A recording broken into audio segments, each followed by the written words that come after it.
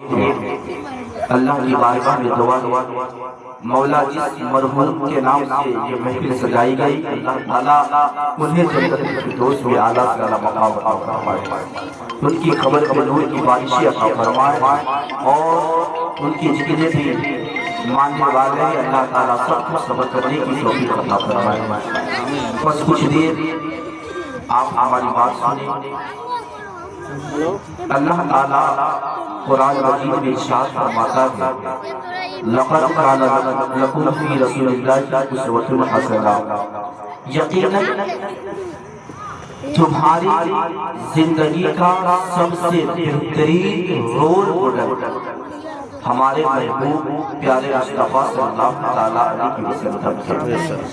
میرے پیارے آقا صلی اللہ علیہ وسلم کے پیارے دیوانے، مذہب اسلام اپنے ماننے والوں کی ہر طریقے سے، خاص سماج کے اعتبار سے، سیاست کے اعتبار سے، ہر طریقے سے ہر جماعت کی اور ہر فرد کی رہنمائی کرتا ہے۔ مذہب اسلام اپنے ماننے والوں کے لیے کوئی ایسا راستہ نہیں چھوڑا کہ جس پر اگر انسان عمل کر لے تو وہ دنیا کا اچھا انسان نہ بنے۔ اللہ تعالیٰ نے اپنے بندوں سے کہا کہ اے میرے بندوں، یقیناً اگر تم اپنی زندگی کو خوشیوں کے ساتھ گزارنا چاہتے ہو، اور اگر تم معاشرے کو صاف ستھرا رکھنا چاہتے ہو، برائی کو ختم کرنا چاہتے ہو، تو کسی اور کی زندگی کی پیروی کرنے کی ضرورت نہیں ہے، کسی اور لیڈر کو تلاش کرنے کی ضرورت نہیں ہے، کسی اور کا بننے کی ضرورت نہیں ہے، بلکہ تم اپنے رسول صلی اللہ علیہ وسلم کی زندگی کو اپنا لو، تم دنیا کے سب سے اچھے انسان بن جاؤ۔ میرے پیارے آقا علیہ السلام کے پیارے پیارے، اللہ تبارک و تعالیٰ اپنے بندوں پر کتنا احسان کرتا ہے، کتنا احسان کرتا ہے کہ جب بندہ گناہوں کے دلدل میں پھنس جاتا ہے، اور یقیناً اللہ نے اپنے بندوں کی ہدایت کے لیے اسے جنتی بننے کے لیے کم و بیش 1,02,24,000 انبیاء کرام کو دنیا میں بھیجا۔ اور میں آپ کو بتاؤں کہ ہر ایک نبی کا مقصد ان کی اپنی امت کو خدا کی وحدانیت کا دعوت دینا، اچھائی کا دعوت دینا، اور برائی سے روکنے کا حکم دینا۔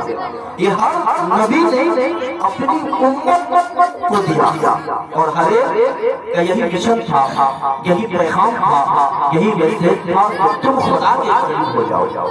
میرے پیارے آقا علیہ السلام کے پیارے جوان، آج اس وقت پوری دنیا میں پاپولیشن میں مسلمانوں کی تعداد 2 نمبر پر، مگر آج دنیا کی سب سے بڑی حقیقت اور ریئلٹی ہے کہ آج سب سے دبا کچلا ذلیل اور پسماندہ قوم اگر کوئی ہے تو مسلمان۔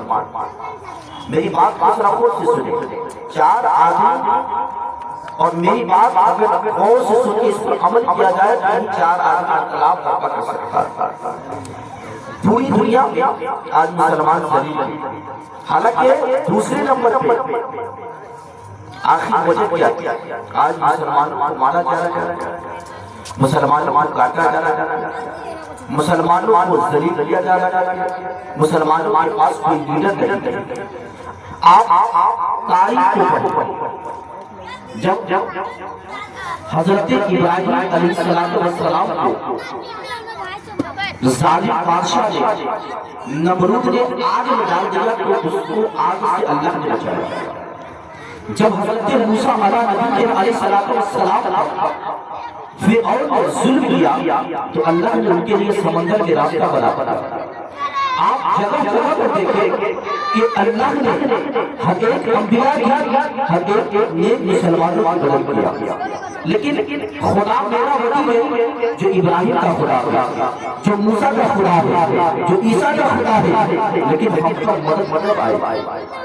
میرے پیارے آقا علیہ السلام کے پیارے دیوانے جنگ بدر میں 313 صحابہ کرام تھے اور ایک طرف ہزاروں کا لشکر تھا، لیکن 313,000 کو ایسا نصف و نابود کیا کہ آسمان کے فرشتے دیکھتے رہے۔ اس وقت اللہ کے فرشتے مسلمانوں کی مدد کر رہے تھے۔ جب جنگ ہوئی تو اللہ نے فرشتوں کو مدد کے لیے بھیجا، کہا جاؤ تو انسان کی مدد کرو، لیکن آج ہماری مدد کیوں نہیں ہو رہی ہے؟ آخر ہمیں کاٹا کیوں جا رہا ہے؟ میرے پیارے آقا السلام کے پیارے دیوانے کل بھی خدا ہمارا مددگار تھا، آج ہمارا مددگار ہے، لیکن اللہ نے اپنے بندے کو ایسا ہتھیار دیا ہے، کنڈیشن دیا ہے، تمہاری مدد وہی ہوگی جب تمہارے اندر کنڈیشن پایا جائے گا۔ اللہ تعالیٰ قرآن مجید میں ارشاد فرماتا ہے، یا ایھا الذین آمنوا استعینوا بالصبر والصلاۃ، اے ایمان والو نماز اور صبر سے مدد کرو۔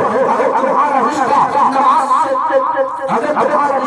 نماز سے جڑا رہے گا، اگر تمہارا رشتہ صبر سے جڑا رہے گا، تو جس طریقے سے ہم نے ابراہیم کو آگ سے بچایا تھا، جس طریقے سے ہم نے موسیٰ علیہ السلام کو اپنے راستہ بنایا تھا، جس طریقے سے جنگ کے بدر میں ہم نے فرشتوں کو بھیج کر ان کی مدد کیا تھا، آج ہم تمہاری مدد کریں گے، لیکن شرط یہ ہے کہ تم اپنا رشتہ نماز سے جوڑو، تم اپنا رشتہ صبر سے جوڑو۔ جب انسان نماز سے بن جاتا ہے، جب انسان صابر بن جاتا ہے، تو اللہ ان کی مدد کے لیے فرشتے کو نازل کرتا ہے۔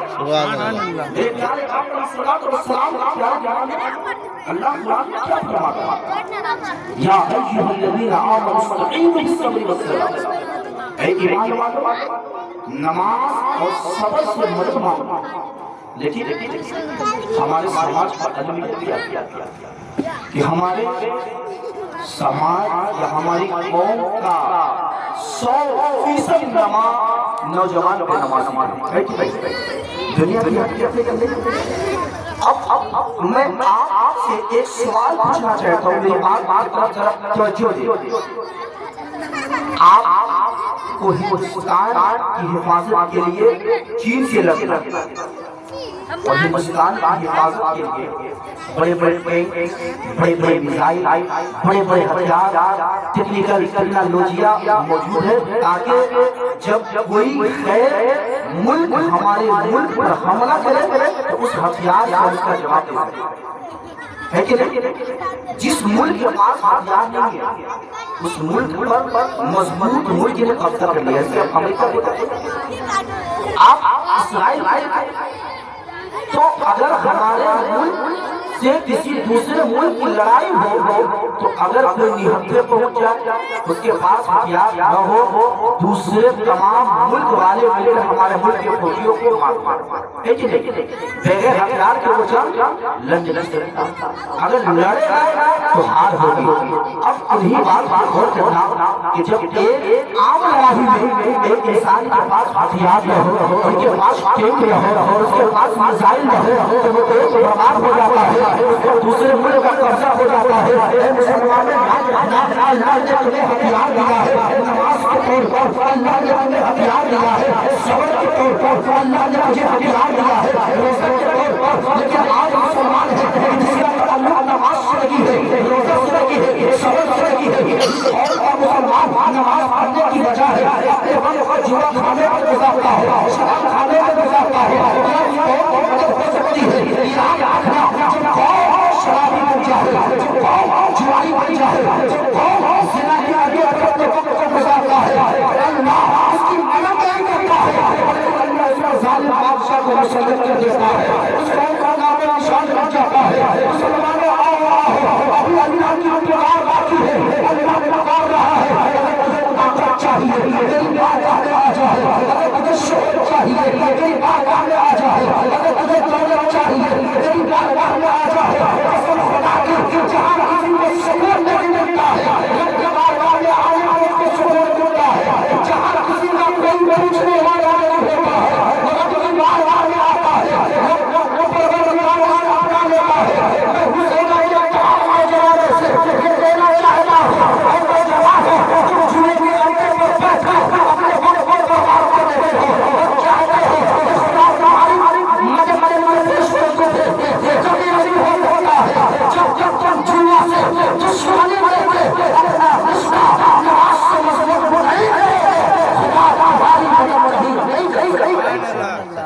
میرے پیارے آقا علیہ السلام کے پیارے دیوان کتنی شرف کی بات کہ ہم اپنے آپ کو مسلمان کہتے ہیں۔ مسلمان کس کو کہتے ہیں؟ اب میں آپ سے ایک سوال پوچھوں کہ اگر کوئی شخص ایسا ہے جس نے ڈاکٹر کا کورس نہیں کیا، صرف ڈاکٹر کا لباس پہن کر آلہ لے کر 4-5 انجیکشن لے کر گھوم رہا ہے کہ میں ڈاکٹر ہوں، تو کیا کوئی شخص اس سے علاج کروا سکتا ہے؟ کوئی شخص سے ڈاکٹر کہہ سکتا ہے ایک ڈھونگی ہے؟ کیا ہے؟ ڈھونگی ہے۔ اور اس کے علاج کرنے کی وجہ سے دوسرے اچھے ڈاکٹر بتاؤں۔ اب میں اس ایگزامپل کو اپنے دماغ میں سیٹ کر اور میری بات کیا وہ مسلمان ہو سکتے ہیں جو نماز پڑھتے ہیں؟ کیا وہ مسلمان ہو سکتا ہے؟ ہاں، نام کی روٹا بوٹا تو ہے لیکن حقیقت میں روٹا بوٹا نہیں۔ اسی طریقے سے وہ مسلمان مکمل نہیں ہو سکتا جو نماز نہ پڑھتا ہو، روزہ نہ رکھتا ہو، زکات نہ دیتا ہو، اخلاق کا اچھا نہ ہو، جو غیبت کرتا ہو، جو دوسرے کو تکلیف دیتا ہو۔ میرے پیارے آقا علیہ السلام پیارے دیوانوں، جس اسلام کی خوبصورتی کو دیکھ کر جاپان میں روزانہ 10-15 لوگ اور ایرو لطو خیرو نہیں، جاہل نہیں، انیجوکیٹڈ نہیں، بلکہ ایک سائنٹسٹ ہے، کوئی ڈاکٹر ہے، کوئی پروفیسر ہے، 10-15 اسلام کو ایکسپٹ کر رہا ہے۔ وجہ ہے اسلام ایسا پوری دنیا میں کوئی اور نہیں ہے، اسلام ایسا پاک اور ستھرا کوئی نہیں ہے۔ یاد رکھنا، جس نے بھی اسلام حقانیت کو پڑھا ہے، جس نے بھی اسلام اچھائی کو پڑھا ہے، میرے سوچے سمجھے اسلام کو ایکسپٹ کرنے پہ مجبور ہو گیا ہے۔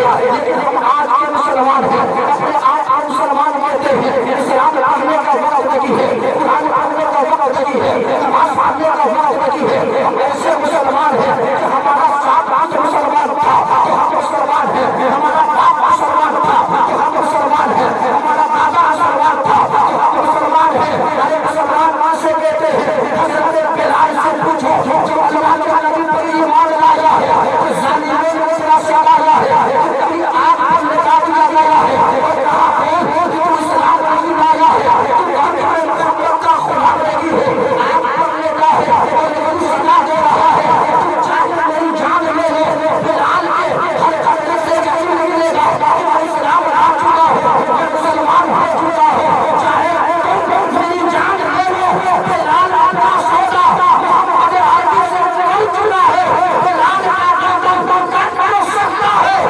اسلام کے دعوت سے کبھی بھائی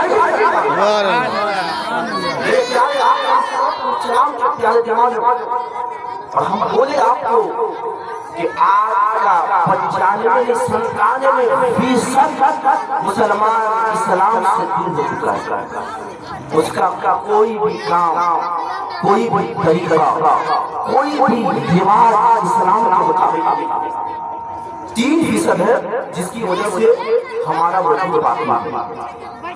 97% نام کا مسلمان ایسا ہے جس کا نہ قرآن سے کوئی تعلق ہے، نہ حدیث سے کوئی تعلق ہے، نہ اسلام سے کوئی تعلق ہے، لیکن اسلام کا نام پڑھ رہا ہے۔ میرا خدا جتنا رحمان ہے، نماز نہیں پڑھتا، رزق دے رہا ہے، روزہ نہیں رکھتا، کھلا رہا ہے، پانی پلا رہا ہے۔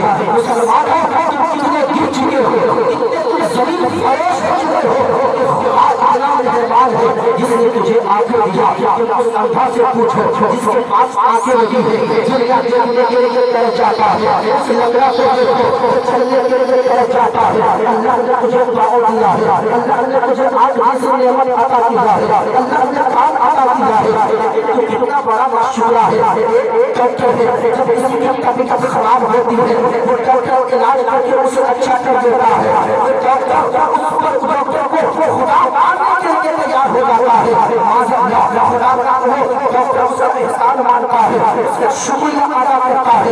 ایک ڈاکٹر ہے جس نے خدا کے بنائے ہوئے جس میں کو ٹھیک کرتا ہے، تو انسان اس سے دوستی حاصل کر لیتا ہے، انسان اسے اپنے گھر پہ بلاتا ہے، لیکن جس خدا نے تجھے صحیح و سالم رکھا ہے، جس خدا نے تجھے پیدا کیا ہے، اس خدا کے تم ناشکر ہو چکے ہو، اس خدا کا تم شکریہ ادا نہیں کرتے ہو۔ مسلمانوں آؤ، جس خدا نے تجھے پیدا کیا ہے، جو خدا تجھے کھلا رہا ہے، جو خدا تیری حفاظت کر رہا ہے، اس کی بارگاہ میں آ جاؤ۔ قسم خدا کی، جو سر خدا کی بارگاہ میں جھک جاتا ہے وہ سر دنیا کے سامنے کبھی نہیں جھکتا۔ سبحان اللہ۔ تو میں کہتا ہوں وہ سر نہیں جو رب کی بارگاہ میں نہ جھکے، اور وہ سر کیا ہے جو ظلم کے سامنے جھک جائے۔ میرے پیارے آپ علیہ السلام کے پیارے دیوانوں، ہم اپنی قوم کے نوجوانوں سے یہ اپیل کرتے ہیں، ابھی بھی وقت ہے، ہم ابھی بھی دنیا پر حکومت کر سکتے ہیں، لیکن کنڈیشن کے کوئی چیز کنڈیشن کے بغیر حاصل نہیں ہوتا۔ کوئی بھی دنیا کا پردھان منتری یا کوئی بھی منصب پر بیٹھے بغیر کنڈیشن کے آگے نہیں بڑھتا۔ اللہ نے ہمارے لیے ترقی کے لیے کچھ کنڈیشن لگائے ہیں، کچھ شرط لگائے ہیں کہ اگر اس شرط پر عمل کرو گے تو میں تمہیں ترقی دوں گا، تجھے کامیابی عطا کروں گا۔ ورنہ اگر آپ نبی کی شریعت سے ہٹ کر زندگی گزاریں گے، آپ چاہے کروڑ پتی بن جائے، آپ چاہے لاکھ پتی بن جائے، آپ کے پاس چاہے جتنی بڑی بلڈنگ ہو، چاہے جتنی گاڑیاں ہو، آپ خدا کی نظر میں اچھے نہیں ہو سکتے، مصطفیٰ کی نظر میں اچھے نہیں ہو سکتے۔ اور یاد رکھنا، آپ اگر خدا کی نظر میں اچھے نہیں ہیں، پوری دنیا کی نظر میں اچھے ہیں، پھر بھی آپ اچھے انسان نہیں ہیں۔ اگر کوئی شخص ہے جو پوری دنیا کی نظر میں خراب ہے لیکن وہ خدا کی نظر میں اچھا ہے تو وہی اچھا ہے، وہی مصطفیٰ کا سچا ہے۔ مسلمانوں، آج ہم نے تو صرف دنیا کمانے کی وجہ سے اپنے خدا کو بھول گئے ہیں۔ آج بال بچے کی پرورش کے چکر پہ ہم نے نماز کو چھوڑ دیا، مسجد کو چھوڑ دیا، صرف یہ سمجھ کر کہ اگر ہم نماز پڑھنے کے لیے چلے جائیں گے تو 10 روپیہ ہمارا کم ہو جائے گا۔ مسلمانوں، خدا رزق دیتا ہے، اور جو بچہ تیری بیوی کے پیٹ سے اور تیرے نطفے سے نکلا ہے اس کی پرورش تم نہیں کر رہے ہو، بلکہ اللہ تعالیٰ قرآن میں ارشاد فرماتا ہے ہم تجھے بھی رزق دیتے ہیں اور تیری اولاد کو بھی رزق دیتے ہیں۔ جس خدا نے پیدا کیا ہے یقیناً وہی رزق دے گا۔ میں آپ سے کہنا چاہتا ہوں جو کروڑپتی ہے وہ بھی کھاتا ہے، اور ایسا نہیں ہے کہ دنیا کا کوئی کروڑپتی ہو جو سکون سے زندگی گزار لیتا ہو، نہیں، کوئی بھی ایسا شخص نہیں ہے جو خدا کے نیک ولی کے علاوہ سکون کے ساتھ زندگی گزارتا ہے۔ ہر ایک کو اپنے جان کا ڈر ہے، ہر ایک کو اپنے جان کی فکر ہے، چاہے جو بھی ہو۔ یاد رکھنا کہ جو بھی میرے بچوں پر بیٹھا ہے ہر ایک انسانیت کا قاتل ہے۔ میں بتانا نہیں چاہتا ہوں، آج ہم نے جسے دنیا کا سب سے مالدار انسان سمجھا ہے، چاہے ایلن مسک ہو یا بل گیٹس ہو، آپ اس کے کارنامے کو دیکھ سکتے ہیں، چاہے ہمارے ملک کا پردھان منتری ہو، چاہے ہمارے ملک کا کوئی منتری ہو، چاہے ٹرمپ ہو، ہر ایک کالے آدمی کو دیکھ سکتے ہیں، وہ بڑے بڑے مالدار ہیں، لیکن ان کا کام اتنا گھٹیا ہے۔ پتا چلا دولت بن جانا کمال نہیں ہے، دولت کمالے گا کمال نہیں ہے، شہرت کمالے گا کمال نہیں ہے، بلکہ اپنے آپ کو گناہوں سے بچا لے گا۔ رب کو راضی کرنا کمال ہے، ورنہ دولت سب کماتا ہے، لیکن مصطفیٰ کی محبت کوئی نہیں کماتا ہے۔ جو دولت کما کر مصطفیٰ کو نہیں اپناتا وہ ایسے آدمی اچھا انسان نہیں بنتا۔ جس چیز لہجہ نبی کی محبت کماتا ہے وہی آسمان کی بلند بلند پر راز کیا۔ میرے پیارے آپ کا السلام میں بس لاسٹ میسیج دینا چاہتا ہوں، آپ اپنے گھر میں جتنا ملا جتنا فاتحہ کریں، جتنا چاہے غریبوں میں فاتحہ کر دیا، یہ اس وقت تک مقبول نہیں ہوگا جب تک کہ آپ نماز نہ پڑھیں۔ نماز نہ پڑھی. اور آج کا مسلمان کتنا چالو ہے معلوم ہے؟ جو چیز اللہ نے اس پہ فرض کیا جیسے نماز نہیں پڑھے گا تو گناہ، نہ پڑھنا حرام ہے، اگر نہیں پڑھے گا تو گنہگار ہوگا. روزہ فرض ہے، نہیں رکھے گا گناہ ہوگا، جہنم کا حقدار بنے گا. اگر اللہ نے مالدار بنایا ہے، زکات فرض حج فرض ہو چکا ہے، حج نہیں ادا کرے گا گنہگار ہوگا. اللہ نے مالدار بنایا ہے، زکات ادا نہیں کرے گا گنہگار ہوگا. لیکن مسلمان نماز پڑھنے کے لیے تیار نہیں ہے، اور فاتحہ جیسے ہی جمعرات کا دن آئے گا امام صاحب کہاں ہے، قاری صاحب کہاں ہے، بڑا بچہ کہاں ہے، کیا ہے ضرورت کیا ہے. آج دیکھیے نا فاتحہ نہیں ہوا ہے، بہت ٹینشن ہے. ایسا مسلمان دھوکے باز ہے، نماز نہیں پڑھ رہا ہے، گنہگار ہو رہا ہے، کوئی ٹینشن نہیں ہے. لیکن فاتحہ کرانا ضروری نہیں ہے. فاتحہ نہیں کرا ہوگا کوئی بات نہیں ہے، کراؤ گے اچھی بات ہے. جو کرانا ضروری نہیں ہے انسان اس کے لیے پریشان ہے، لیکن جو ضروری ہے اس کے لیے پریشان نہیں ہے. یاد رکھے گا تمہارا فاتحہ تمہارا اللہ اس وقت تک مقبول نہیں ہوگا جب تک کہ تم نماز نہ پڑھو گے، جب تک کہ روزہ نہ رکھو گے. یاد رکھے گا جب کوئی چھت بنانا چاہتا ہے تو پہلے پیلر کی ضرورت پڑتی ہے، پیلر لگا دیا جائے، چھت بن جائے گی. اگرچہ دیوار ہو یا نہ ہو، دیوار لگا دی جائے، پیٹ نہ کیا جائے، پلاسٹر نہ کیا جائے، گھر رہے گا. لیکن اگر دیوار لگی ہے پلاسٹر کرنے کے لیے جائے گا، انسان کہے گا بیوقوف ہے. مسلمانوں سنو، جس طریقے سے پلاسٹر کا وجود دیوار کے بغیر نہیں ہے، جس طریقے سے چھت کا وجود پیلر کے بغیر نہیں ہے، جس طریقے سے گھر کا وجود زمین کے وجود کے بغیر نہیں ہے. اگر ایسا چاہے پانی کا گھر بنا ہے جی جائے نہیں سکتا. کسی بھی طریقے سے فاتحہ کا وجود نماز کے بغیر نہیں ہے، چادر کا وجود نماز کے بغیر نہیں ہے، میراث کا وجود نماز کے بغیر نہیں ہے. میراث اسی کا مقبول ہے جو نماز پڑھتا ہے، فاتحہ اسی کا مقبول ہے جو نماز پڑھتا ہے. جو نماز نہیں پڑھتا رب کو راضی نہیں کرتا، اور جو رب راضی نہیں ہے فاتحہ قبول کیسے. اس لیے میلاد کیجیے، لیکن جو ضروری چیز ہے سب سے پہلے اس کو کیجیے. اللہ آپ سے نہیں پوچھے گا آپ میلاد کرائے تھے کہ نہیں پوچھے گا. پوچھے گا میں نے تم پہ نماز 5 وقت ایک دن میں فرض کیا پڑھا کہ نہیں، تو نہیں پڑھا. فرشتے کو بلائے گا ڈیٹ ہو گیا. اب سمجھے کہ جب دنیا میں ڈاکٹر اگر ایک انجیکشن لگانے کا درد ہو جاتا ہے، اور جہنم میں جب آگ کا جوتا پہنایا جائے گا کیسے برداشت کرے. ایکسیڈنٹ ہو جاتا ہے تو پورا سامان خوف کیا زخم لگ گیا، دوسرے کو جب ہونے لگتا ہے. لیکن جہنم کا ایسا طبقہ اللہ کے نبی صلی اللہ علیہ وسلم نے ارشاد فرمایا کہ جہنم میں سب سے ہلکا عذاب یہ ہے کہ آگ کا جوتا بنایا جائے. اگر کوئی آدمی لوہار کی بھٹی میں جائے اور وہاں پہ لوہا گرم ہو اس پہ پاؤں رکھ سکتا ہے، کہنے کا جل جائے اور اتنا درد ہوگا کہ برداشت نہیں کر سکتا. لیکن وہاں پر آگ کا جوتا یہ سب سے ہلکا عذاب ہے. جب سب سے ہلکا عذاب یہ کہ انسان کو پہنایا جائے گا پورے پاؤں. تو میرے پیارے آپ علیہ السلام کے پیارے دیوانے ہم سب جانتے ہیں کہ مرنا ہے. ہر ایک لنگڑا ہو بوڑھا ہو کہاں بھوکا پاگل، ہر ایک کے مائنڈ میں بات ہے کہ موت آنی ہے. دنیا کا کوئی شخص ہمیشہ نہیں رہ سکتا. وہ ایک بہت بڑا ڈینس ہے مائیکل جیکسن.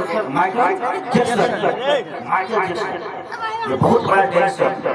یہ اپنے جسم کی ہر بات کو توڑ کر موڑ کر آپ کا جو ہمارا نوجوان کمر دلا کے آپ توڑ کے جو ڈینس کرتا ہے یہ اسی کا ایجاد کرتا ہے.